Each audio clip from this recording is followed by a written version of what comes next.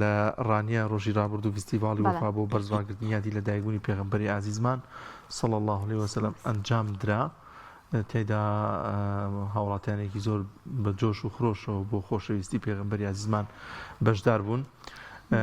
بزانین ئەو فستیڤاڵە گرنگی و جۆرە فستیڤاڵانەوە هاوڵاتیان خەڵکیان تا چەند ئەم جۆرە فستیڤاڵانیان پێخۆش و ئامادەکاریەکان چی بوون کە ئەنجام درراوە. میوانداری بەڕێز کاک ئاراز ئیبراهیم سەرۆکی لیژنەی ئامادەکاری فستیڤاڵمان کردو بە شازێکی ڕاستەوخۆ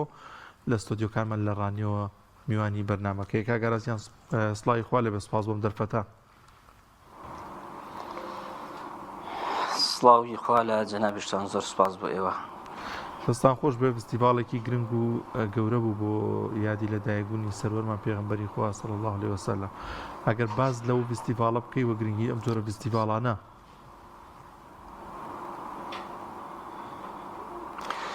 بەناوی خوای گەورە و میهرەبان، درود و سەڵات و سەلامی خوا لەسەر پێغەمبەری ئازیزمان محەممەد مستەفا صلی الله عليه وسلم. دیار بە دڵنیاییەوە سواز بۆ خوای پەروەردگار کە دوێنێ فستیڤاڵی وەفا بۆ دەربڕینی خۆشەویستی بۆ پێغەمبەری خوا صلی الله عليه وسلم وەکو ماڵبەندی ڕاپەڕینی و کۆمەڵی دادگەری کوردستان بە بەشداری کۆمەڵێک لە برایانی فردۆسی بۆ کاری هونەری و بەشێک لە قورئان خوێنانی دەڤەری ڕاپەڕین و شوێنەکانی دیکە و بە بەشداری یەکێک لە بانخوازەکانی دەڤەرەکەمان زۆر بەڕێز مامۆستا جەمال ئیبراهیم فستیڤاڵەکە ئەنجام درراوە بەڕێوە چوو. سوپاس بۆ خوای پەروەردگار، خەڵکانێکی زۆر بەشداریان تێدا کرد لە تێگڕای تەمەن و وەک دەڵێ تەمەنە جیاوازەکان لە ئافرەتان، لە خوشکان، لە برایان، لە گەنجان، هەتا لە منداڵانیش. تەبیعی ئەو فستیڤاڵ و کۆبوونەوانە گرنگن بە تەئەکید لە هەر ناوچێک لە ناوچەکانی هەرێمی کوردستان ئەنجام بدرێن. شکۆ دوجار ئێمە بیرمان نەچێ بەڕاستی خەڵکێکی زۆر وەک دەڵێ لە ڕێی ئیعلامەوە کار لەسەر تێکدانی بەهاباڵەکانی کۆمەڵگەی کوردی و هەروە شێواندنی ئەو شەریعەتە پاکە دەکەن کە لەلایەن پێغەمبەری خوا صلی الله عليه وسلم هاتووە. هەروەکو تێگڕای سەدەمە جیاوازەکانی دیکە بە تەئکید بەرەی وەک دەڵێ حەق و بەرەی ناحەق لە کێشمەکێشم و لە بەربەرەکانیدان پێمان وایە بەویستی خوای پەروەردگار کۆمەڵگەی کوردی بە تێگڕا و بە تایبەتیش ئەو گروپ ڕێکخراوە ئیسلامیانەی کە لە ساحەکەدا هەن تەمثیلی جدی ئەو بزاف و ڕەوتە ئیسلامی دەکەن کە لە هەرێمی کوردستاندا هەیە، ولا بەرامبەریشدا کۆمەڵە خەڵکەیە کە پێچوانەوە کار لەسەر تێکدانی کۆمەڵگە دەکەن بەو عاقار و بەو مەبەست و ئامانجەی کە هەیەە دەیبن. بۆیە کۆبوونە و وەک دەڵێ کۆبوونەوەی خەڵک لەم بۆ ئەو مەجاالە یەخ بە ئەو یاد و مناسبانە کە مناسبەی خەیرن بە تەئکید لەلایەکەوە عیبادەتە لایەکیشەوە جۆش و خرۆشێک پەیدا دەکات لە بەرامبەر بۆ نێو خۆی کۆمەڵگا بە تەئکید و خەڵکیش بە تەئکید زۆر بە تامەزرۆییەوە بەشداری لەو فستیڤاڵ و بۆنانەدا دەکەن، چونکە حەز دەکرێت کە بەڕاستی ئەوکو پێشتر باسم لێوە کرد کە ئیعلامێکی زۆر کار لەسەر بە پێچوانەوە کار لەسەر تێکدانی کۆمەڵگە دەکەن، حەز بە فەراغێکی ڕوحی دەکرێت، بۆیە بە تامەزرۆی بەشداری دەکەن و سوپاس بە خوای پەروەردگار و لێرە شۆ دەستخۆشیمان هەیە بۆ هەموو ئەو خوشکبرایانەی کە بەشداریان کرد بە جۆش و خرۆشێکی باشەوە بەشداریان کرد. و ئەگەر باس لە فستیڤاڵەکەش بکەین، ئێمە فستیڤاڵەکە جیاواز لە فستیڤاڵ و بۆنە و ئاهەنگەکانی دیکە ئەم ساڵ بە شێوازێکی جیاوازتر کردمانەوە کە کۆمەڵک لە قورئان خوێنان وەکو باسم لێ کرد بەشدار بوون کە جۆش و خورشێکی باشیان بە بابەتەکەدا و هەروەها کۆمەڵێک مناجاتی ئاینی و ڕوحی پێشکەشکران و لەگەڵ بابەتێکی ئاینی سەر کەسایەتی پێغەمبەری خوا صلی الله عليه وسلم. زۆر باشە ئەو زانین ساڵانە لەم ڕۆژەدا بە شازی جیاواز یادی ئەم بۆنەیە دەکرێتەوە هەنێک کەس بەڕازانەوەی ئۆتۆمبیلەکانیان هەنێکی دیکە بەوەی کە نقل و شیرینی دەبەخشنەوە هەنێکی دیکە لەوەی کە لە مزگەوتەکاندا ئاهەنگێکی بچکۆلانە ساز دەکەن باشە ئەگەر گرنگترین جیاوازی ئەم فستیڤاڵی وەفامان پێ بڵێ لەگەڵ ئەو شێوازە یادکردنەوانی دیکەدا جیاوازەکەی لە چیدا بوو گرنگەکەی چی بوو؟ گرنگەکەی وەکو پێشتر باسم لێوە کرد بەڵام جیاوازەکەی ئەو بوو کە بەڕاستی ئێمە جیاواز لە فستیڤاڵ و ئاهەنگەکانی دیکات کە تەنها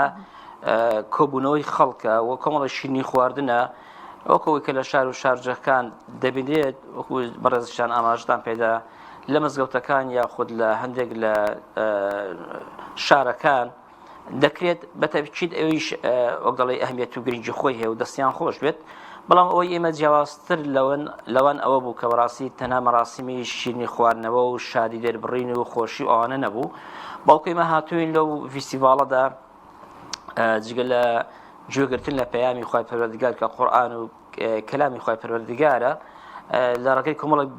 کەسی دەمخۆش و دەنگ جیاوازەوە کە ئامادەبووان بەو پڕی تامەزریەوە گوێیان دەگرت هاتووین کۆمەڵێک مناجاتی ئاینی دیکەش بە شێوازێکی ڕێکپێک و ڕێکخراو هاتووین ئەوانەشمان وەک لەو فستیڤاڵەدا پێشکەش کردووە بۆ ئەوەی بەڕاستی جارێکی دێ سوکنایی وەک دەڵێ بەسەر ئەو خەڵکەدا بێت کە لە مناجات و بابەت ڕوحی و ئاینەکاندا سوودی لێ دەبینن و ئەمەش بە تەئکید وەکو ئەوەی کە ئێمە دیقەتماندا کاردانەوەیەکی باشی لەناو خەڵکەکەدا هەبوو خەڵکێکی زۆر بەڕاستی بەو پڕی تامەزرەوەی گوێیان دەگرت و خەڵکەکە بە شێوەیەکی منەزەم و ڕێکپێک بە دڵی کە لە شوێنی خۆیاندا دەشت جیاوازە لەوەی کە بەڕاستی لە کوچە و کۆڵانەکە یاخوا بڵێن لە شار و شەقامەکان دەبیندرێن و ئەوانە و دوجار ئێمە لە ڕێگەی یەکی لە مامۆستایانی بەڕێزەوە ئێمە وتارێکمان پێشکەش کرد لەسەر کەسایەتی پێغەمبەری خوا صلی الله عليه وسلم ئەمە هەمووی بۆ خۆی جیاوازیە و دوجار ئێمە لە شوێنێک لە شوێنە باش و چاکەکان کە شوێنی مناسبەتی جۆرا و جۆرە ئێمە توانیمان ئەو خەڵکانەی کە لە دەڤەری بیتۆن و پشدەر وەک بانگەوازیمان بۆ کرد و کارمان بۆ کرد ئەم خەڵکانە کۆ بکەینەوە بەو پەڕی تامەزرۆییەوە بێن لەوێ گوێ لە سوودە ئاینەکان بگرن و خۆشحاڵی خۆیان بۆ بۆنەوە دەربڕن. بەڵێ مامۆستا لە دەڤەری ڕانیە بەدەمەوە چوونەکان چۆنن هاوڵاتیان خەڵکان چۆن بۆ خۆشی و خۆشەویستی پێغەمبەری عەزیزمان صلی الله عليه وسلم بە جۆش و خڕۆشەوە بەشداری دەکەن؟ بەڵێ طبعی سپاس بۆ خۆی پەروەردگار دەڤەری ڕاپەڕین بە تێگڕا بە بێتوێن و پشدەرەوە خەڵکێکی باش و دڵسەف و چاک و بەدەستەوەی لێیە و ئەوەش بڵین کە بەڕاستی وەکو مەڵبەندی ڕاپەڕینی و کۆمەڵی دادگەری کوردستان کە یەکێکی لە مەڵبەندە هەرە کاریگەریەکانی کۆمەڵی دادگەری کوردستان سپاس بە خۆی پەروەردگار چالاکی دیکەشمان هەن مەرج نییە بۆ ئیعلام بن بەڵام ئەمانە و هەمواتە هەم جموجۆڵ و چالاکی مەڵبەندەکە و هەمیش بە تەنگەوەهاتنی خەڵکێکی باش و چاک و دڵسافی لێیە لەوانەیە هەندێک تایبەتمەندی هەیە لەو دەڤەرە جیاوازتر لە دەڤەرەکانی دیکە وەک دەڵێ بەدی بکرێت کە زیاتر مۆرکێکی خۆماڵی بوون و مۆرکێکی وەک دەڵێ زیاتر سادەی بوون و خۆماڵبوونی پێوە دیارە و بیریشمان نەچێ بەڕاستی یەکێک لەو شوێنانە یەکێکە لەو شوێنانەی کە هەر لە سەردەمی خۆشی کاتی خۆشی کە جەنابی مامۆستا ساڵیا پیر کە ئێستا سەرۆکی کۆمەڵی دادگەری کوردستانە هەر لەو مەنتیقە و لەو دەڤەرە کار و چالاکیەکانی دیش بە ڕژەی بەعس ئەنجام داوە و خەڵکەکەشی بۆ پەڕی دڵسۆزیەوە قوربانیان بۆ داوە بۆ ئەو سەح و بۆ ئەو کاروانە ئیسلامیە بۆی دەتوانین بڵێن یەکێکی لەو خاڵانە کە بەڕاستی وای کردووە ئەم خەڵکە بە تامەزرۆییەوە بەشداری لە مەراسیمە ئاینەکاندا بکا بە تایبەتی ئەو مەراسیمانەی کە ئێمە ژۆک و کۆمەڵ ئەنجامیان دێنین ناوچەکەدا بۆ ئەوەی کە بەشێکی قوربانیەکان لێرە بوون لە سەردەمە جیاوازەکان لە قۆناغە جیاوازەکان و خەڵکیشی لە خۆبردوو و دڵسۆزی تێدایە بێ بەرامبەر و بێ هیچ ئیمتیازێک کار لە کە سەحەی ئیسلامی دادەکە ئەمانە بەڕاستی وای کردووە کە ئەم خەڵکە کە هەریەکەشیان دەزانن کە لە خێزان و لە تائیفە و لە عەشیرەتێکەوەن ئەمانە هەمووی کاریگەری هەیە لەسەرەوەی کە خەڵکەکە بە تێگڕای چینی توێژە جیاوازەکانەوە بەدەم ئەو بانگەوازەوە بێن کە ئەنجام دەدرێت بۆ کاری خێر جا چی ئەوەی کۆمەڵ بیکادیا خوڕێکراوەکان دیکەش تا ڕادەیەکی باش لەخوا بەزەبێ خەڵکەکە بەدەستەوەیە تا ڕادەیەکی باش ئەو مۆرکە خۆماڵی و سادەی بوونە لە دەڤەرەکەی ئێمە دەبێنرێت لێرەوە جارێک ئێمە دەستخۆشیانە دەکەین بڕاستی جێگەی دڵخۆشیمانن و جێگەی دەستخۆشیە بۆ هەموو ئێمە و هەمیش بەڕاستی بۆ تێگڕای ناوچەکانی تری هەرێمی کوردستان. فستیڤاڵی وەفا ئەم ساڵێکم ساڵێ بوو ساز بکرێت یاخود ساڵانی پێشتریش ساز کراوە ئایا بەتەمان لە ساڵانی داهاتووتریشدا بەردەوامی هەبێت لەم ڕۆژەدا و یاد بکرێتەوە؟ ئێمە بەتەکی لە ساڵانی ڕابردووتریشدا ڤیسیڤاڵمان کردووە، ڤیسیڤاڵی شکۆی قورئانمان کردووە، ڤیسیڤاڵمان کردووە بۆ خێزان و بۆ سەرپۆشی خێزان بە هەمان شێوە و ساڵی ڕابردوو بۆ خێزانمان کرد کە کۆمەڵێک شەریعەی گرتەوە بە ناوی ڤیسیڤاڵی شکۆی خێزان بوو. ئەم ساڵیش ڤیسیڤاڵەکە بۆ بە ناوی ڤیسیڤاڵی وەفا بۆ دەربڕینی خۆشەویستی بوو پێغەمبەری خوا صلی الله علیه و سلم. ئەمانە کۆمەڵێک ڤیسیڤاڵن و کۆمەڵێک چالاکی دیکەشمان کردوون بە ناوی جیاوازەوە هەر لە دەڤەرەکە سوپاس بەخوا پەروەردگار کاردانەوەی باشی هەبووە و خەڵکێکی باش بەشداری تێدا کردووە و ئێمە وەک دەڵێ کەش و هەوایەکە لەبەرنیەوە هەم جەوەکەش تۆزێک مولائیم نیە گەرنا ئێمە ساڵی ڕابردوو ڤیسیڤاڵی شکۆی خێزانمان کرد کە کۆمەڵێک شەریعەتی تێدا بەشدار بوون زیاد لە 5,000 کەس لە ساعەی کراوە بەشداریان تێدا کردووە کەمەش دەرخەرەوەی وەکو پێشتر باسمان کرد بەڕاستی دەڤەری ئێمە دەڤەرێکی باشە زۆر بەدەستەوەی لە ڕووی مرۆییەوە لە ڕتاقی مرۆییەوە بەڕاستی خەڵکێکن وەک دەڵێ لەسەر هەستن خەڵکێکن ئامادەیی زۆر شتیان تێدا هەیە کە وەک دەڵێ خزمەت بە بواری ئاینداریەکەیان بکە. بەتەکید ئەم ساڵش کە کردومانەوە ساڵانی داهاتووشخوا پشتیوان بێمە وەکو مەڵبەند ئینشاڵڵا ئەو جۆرە ڤیسیڤاڵ و بۆنە و ئاهەنگانە بە دەرفەت وەک دەڵێ تەماشا دەکەین لەیان خۆزینەوە و هەروە بۆ خزمەتکردنی کار و ڕابوونی و پرۆژەی ئیسلامی ئینشاءڵڵا لە ساڵانی داهاتووشدا خوا پشتیوان بێت ئەو جۆرە ڤیسیڤاڵانە بەردەوام دەبن. باشە ئەو ئامانجەی کە ئێوە پێش ئەوەی فستیڤاڵەکە ئەنجام بدەن و ساز بکەن هەتان بووە ئامانجەکەتان پێکاو و گرنگیتان زیاتر لەسەر چ چین و توێژێک بوو؟ بەتەکید تەبیعی کۆبوونەوەی هەر خەڵک لە هەر شوێنێک کە وەک دەڵێ خێر بێ ئەو کۆبوونەوەی بەتەکید بە عیبادەت حیسابە لە ڕووی ئاینیشەوە. دوجار ئێمە لەم یادەدا وەکو دەڵێ ئامانجمان دەرخستنی کەسایەتی پێغەمبەری خوا صلی الله علیه و سلم بوو و دەرخستنی پەیامی پێغەمبەری خوا و هەروە شەریعەتەکەی لە هەموو بوار و کای جیاوازەکاندا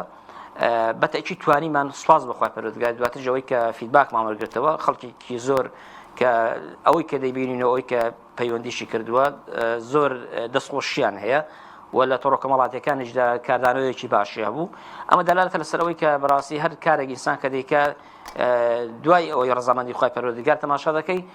کە فیدباک و کاردانەوەی خەڵک بۆ بابەتەکەت چۆن سوپاس بەخوای پەروەردگار کە کاردانەوەیەکی زۆر باشی لە سۆشیال میدیا بە شێوەیەکی گشتی هەبوو و ئەو ئامانجی ئێمە بەتەکید هەوڵمان بۆیدا دەتوانین بڵێن بەتەکید ئامانجەکەمان هاتەدی. سەبار بە پرسیارەکەی دیکەتان لەسەر چینی توێژێک بووە ئێمە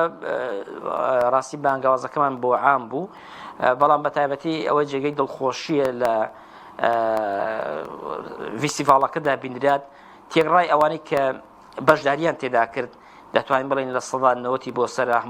لەسەر و بۆ سەرەوە هەمویان گەنج بوون بە کوڕ و کچەوە بە تێگڕای چینی توێژەکانی دیکەوە بە خوێندەوار و نەخوێندەوارەوە هەمویان حزوریان هەبوو. ئەمەش بەڕاستی جێگەی دەستخۆشیە جێگەی وەکدەڵێ خۆشحاڵیە کە ئێمە دەزانین و دەبینین لە شوێنەکانی دیکە کە خەڵکێکی دیکەی دەرەوەی وەک دەڵێ هاوفکری ئێمە لە دەروی هاوفکری ئێمە کە کار لەسەر بابەتی کۆبوونەوە و جاکەونەوەی حیزبی بێ یاخود کۆبوونەوەی دیکەی جەماوەری بێ مەگەر لە ژێر هەڕەشە و لە ژێر کۆمەڵێک فشار و تۆماع و ئەو جۆرە شتانە خەڵکیان بۆ کۆبێتەوە ئەگەر نا بە خۆویستانە و بەبێ هیچ فشار و ئەوانە بەڕاستی کەمتر وایە خەڵک لای بەلای ئەواندا بکەوێتەوە چکە ئەمەش خاڵێکی گرینگە بەڕاستی وەکو خەڵکی ئیسلامی بەتاچی هێزە ئیسلامیەکان ئیشی لەسەر بکەن ئەوەش کە بەڕاستی ئەوەیە کە خەڵک ناومێد بووە لەو فکرە چەپانەی لەو فکرە مارکسانەی کە ئێستا بە ئیعلامێکی زەبەلاع وەک دەڵێ سپۆنسەری دەکرێن لەلایەن ئەو حیزبانەوە بۆ تێکدانی لایەنی جەستەیی و ڕوحی تاچی کوردی و لە بەرێکەڵۆشاندنەوەی خێزانی کورد لە ڕێی فکر و لە ڕێی جوڵاندنی بابەتی شەهەوات و ئەوانەوە بۆیە هەمیشە ئیسلامیەکان بەڕاستی لەو مەیدانەدا ئەگەر ڕێگریەکان وەک دەڵێ نەبنوە ئەگەر بە خۆشە بەڕاستی لە ساعەکەدا هەبن ڕاستی بە ئەو خاڵێکی گرنگە دەتوانن بە تەئکید گۆڕانکاریشی جەزری لە ناوچەکەدا بکەن چونکە خەڵک بەڕاستی بە دوای حەقیقەتەوەیە بە دوای ڕاستیەکانەوەیە بەڵام دوجار بەداخەوە هەرێمی کوردستان خۆتان دەزانن کە لە جێژاوێکی ناڕەحەتکاریدایە لەو بوارەکانەوە بەتاتی لە بواری ئیدارەدانی وڵات و لە ڕووی ئابووری و دابەشکردنی سامان کە بەداخەوە هاوڵاتیان لێ بێبەشن و ئەمەش کراتە وەسیلەیەک بۆ ئەوەی بەڕاستی هاوڵاتیان زیاتر چاویان لەدەستی دەسەڵات بێ بە ئەوەی لە بەرامبەر ئەو قوت و موچە و ژیانی کە هەیەە وەک دەڵێ گرفتیان بۆ دروست نەکرێت جا لێر بابەتەکە ئەوەیە بە تاکید ئەگەر خەڵکی ئیسلامیەکە تەواجودیان هەبێت دەتوانرێت گۆڕانکاری باشتر و چاکر و خەڵکی بەڕاستی تامە زورێ بەڕاستی خەڵکێک بێتە پێشەوە کە وەک دەڵێ لە ڕێگەی هەوڵەکانیانەوە کۆتایی بە و بارودۆخە بێنێک کە ئێستا هەیە. بەڵێ ماوەسا ئاراز بابەتێکی جوان و ڕوژان ینی لە ڕابردوودا ئەو ڤیستیڤاڵانەی کە پێیوەستن بە خزمەتکردنی قورآانی پیرۆز بە لەبەرکردنی فرموودەکان بە تێگەشتنی کۆمەڵگا بە زانستە جوانەکانی ئاینی پیرۆزی ئیسلامیان ڤیستیڤاڵی دیکەتان کردووە سەبارەت بە شکۆی خێزان کۆمەڵی دادگەری بەدەر لە پرۆژە سیاسیەکەی هەمیشە بەردەوام زۆر زیاتر لەو پرۆژە سیاسیانەی ئەو شتانەی کە لە خزمەتی خەڵکدان ئیحتیمامیشی بە ڕەوشت گرنگی گەورەکردنی ڕەوشتی کۆمەلگا بە تەبایی خێزان بە زانستەکانی ئاینی پیرۆزی ئیسلام داوایەوە چۆن ئەماڵ دەسەنگێنن نەک لە ڕانیە بگرە لە شار و شارشەکانی دیکەش ئەمە بوونی هەبووە. خۆی بە تاکید کۆمەڵی دادگەری کوردستان وەکو کە پێشتریش لە بەناوی جیاوازترەوە هاتۆتە ساعەکە هەڵگری فکرێکی ئیسلامیە و دەیە بەڕاستی کۆمەڵگاکە کۆمەڵگایەکی وەک دەڵێ ئیسلامی بێت بەو مانایە کە هەم لە بواری خێزاندا هەم لە بواری پەروەردەدا ئێمە لە ڕابردووشدا بەڕاستی نەکرد بە قسە بەقوو بەکردەوە کۆمەڵە سەرتاسەری ناوچە جیاوازەکانی هەرێمی کوردستاندا گرنگێکی باشی بە بواری پەروەردە و بە بواری خێزان داوە و کۆمەڵی فیستیڤاڵ و کۆمەڵێک چالاکی گرنگی تێدا ئەنجام داوە و ئێمە بەڕاستی دەتوانین بڵێن کۆمەڵ لە سێ ڕۆوە ئیشی لەسەر کۆمەلگا کردووە بە شێوەیەکی گشتی یەک لە بواری پەروەردە بە شێوەیەکی گشتی لە ڕێگەی ئەو قوتابخانە مەدرسە شایعانەی کە هەینی و لە ڕێگەی ئەو سنتەر و ڕێکخراوانێک کە لە کوردستاندا هەن تەماشا دەکەی بە هەزاران لە قوتابی لە کچ و کوڕ بەشداریان تێدا کردەوە و بەشداری ئێستاش بۆیە ئەمە خزمەتێکی باشی بواری پەروەردەیە بۆ کۆمەڵگا. دوو لە بواری خێزاندا ئێمە بیرمان نەچێ بەڕاستی کە کەناڵی پەیام و هەروە کەناڵی بانگەواز و کەناڵەکانی دیکرد لە سۆشیال میدیا بەشێکی پانتایەکی فراوانیان تەرخان کردو بۆ خزمەتکردنی خێزان لە ڕێی ئەو بابەت و ئیرشادات و ڕێنمایانەی کە پێشکەش دەکرێن و لە ڕێی ئەو ڤیستیڤاڵ و ئاهەنگ و بۆنانەی کە ئەنجام دەدرێن و لە ڕێی ئەو خولوس سیمینارانەی کە ئەنجام دەدرێن بۆ ئەوەی کە خێزان و تاچی کوردی پارێزراو بێت بە پێچەوانەوە کە خەڵکێکی دیکە بە پێچەوانەوە کار لەسەر تێکدانی خێزان دەکا بەڕاستی هێز و ڕۆتۆ ئیسلامیەکە لە نێوەی چەندە کۆمەڵی دادگەری کوردستان بەڕاستی پشکی شێری بەردەکەوێت لە بوارەدا توانراوە بۆ پێ ئێستا کاک دەنیال ئەگەر بابەتەکە ئەو ئەحزابی ئیسلامی و ڕێکخراوەکانە نەبن لە هەرێمی کوردستاندا لە سای دەسەڵاتداراتی هەرێمی کوردستان ئەوانەی کە ئێستا لە حکمدان بۆ تاچی کوردی ئەوە بە سەلامەتی دێمایەوە بۆ خێزان ئەوە بە سەلامەتی دێمایەوە بێگومان نەخێر و قووەتی هێزە ئیسلامەکانش لەوەدایە کە بەڕاستی چەندە خۆیان پابندن بە بوارە ئاینەکە و چەندەش کاردانەوەکە دەبیدری لە کۆمەلگادا و دوجار چەندیش ئەم بابەتە تۆزیف دەکرێت بۆ ناو کۆمەلگا ئەمە بەڕاستی هەمووی کاریگەری هەبوو و هەشە لەسەر ڕاگررتنی خێزان بواردێکی بواری سیاسیە بەداخەوە کە لە بواری سیاسیدا هێز و ڕۆتە ئیسلامیەکان بەهۆی ئەو تەنگژە و بارودۆخە ئەو دەڵێ کە لە هەرێمی کوردستان و ناوچەکەدا هەیە و تێدەپەڕێ و ئێستاژ ئیقلیم وڵاتانی دەوڵەتی کاریگەریان لەسەر ئەو بابەتە بە تایبەتی هەیە نەتوانراوەکو پێویست لەو مەجارەدا شەقڵ و هەنگاوی گەورە بەرنەپێش ئەگەر نە لە بوارەکانی دیکەدا لە بواری پەروەردە بواری خێزاندا بەڕاستی توانراوە خزمەتێکی باشی کۆمەڵگەی کوردی بکرێت و ئێمە بیریشمان نەچێ بەڕاستی لێرەوە پێم خۆشە ئەو خاڵە بڵێم کە ئەم بزاوت و ڕەوتە ئیسلامیە بە هەموو چین و توێژ و وەک دەڵێ پێکاتەکانیەوە بە فرەڕەنگەکانیەوە ئەوانەی کە تەمسیلی ڕاستەقینەی ئیسلام دەکەن پێویستی بە دەستبارگرتنی خەڵک و جەماوەری زیاتر هەیەەوە ئەمە وەکو لە دوێنێ لە فیسیفاڵەکەشدا باسمان لێوە کرد ئەو ڕۆتە ئیسلامیانە بەتابەتیش کۆمەڵ کە لە ناو سەعاکەدا هەیە قوربانی زۆری داوە ئەم قوربانی لە شاخم لە شار ئەم لە مەحروم بوون لەو ئیمتیازاتانی کە ئێستا هەیە لە کۆمەڵگەدا ئەمەش هەموو ئەو باجانن کە بەڕاستی بەهۆی هەڵوێستەکانیەوەیە ئەگەر ناو کۆمەڵش دەیتوانی وەکو باقی هێزەکانی دیکە ئەگەر بابەتەکە مەبدە و قەناعەت نەبێت و ئیشکردن نەبێت لەسەر گۆڕانکاری کردن لە کۆمەڵگا دەتوانێت وەکو بەشێک لەو هێزانەی دیکە ببێتە دوکانێکی سیاسی دوجار بۆ خۆی گوێ بەو بابەتانە نەدا و وەک دەڵێ تەنها شیعار و دروشم بەرزکاتەوە بۆی لێرەدا بەڕاستی خەڵک زۆر گرنگە وەکو چۆن لە بواری پەروەردەدا لە بواری خێزاندا قەناعەت و بیر و باوەڕیان بە هێزی ئیسلامی هەیە لە بوارە سیاسەکەشدا بە هەمان شێوە قەناعەتیان پێ هەبێت دەستبارگیری بن بۆی بتوانرێت گۆڕانکاری گەورە ڕووبدات. بەڵێ زۆر سپاس بۆ ئاراز ئیبراهیم سەرۆکی لیژنەی ئامادەکاری فستیڤاڵی وەفا سپاس دەکەین کە لەم تەوەرە لەگەڵمان بووی دەست خۆش بێت.